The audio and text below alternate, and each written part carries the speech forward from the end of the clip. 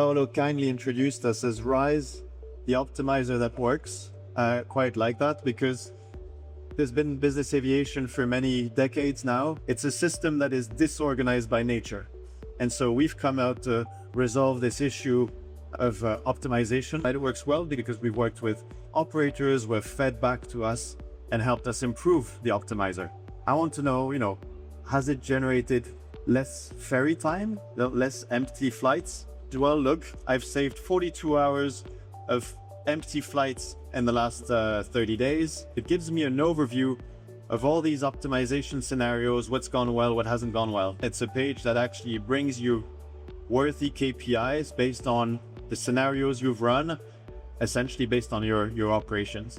The way we look at it is certainly don't use AI today in its current form for something that you couldn't do yourself.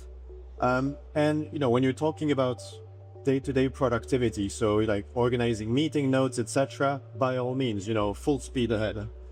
But when you're talking about things like generating code for software or things where it gets more touchy, then don't use AI. That's our principle. If you don't know what it's going to spit out, if you're not actually able to interpret it, and if you're not able to debug 1, 2, 3 years from now, because if we add a feature in our software using AI and we don't master 100% of what's in there, it's going to fail one day and we won't be able to solve it. We've looked at it through the lens of generative AI on the one hand, which is what we just saw with Claude, but also generating images, resolving problems, generating code. That's generative AI, what we are hearing about the most.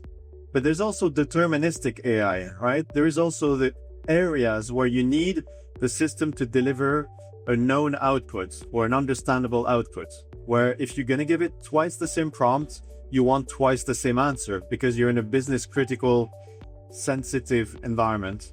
And so we've approached it with that.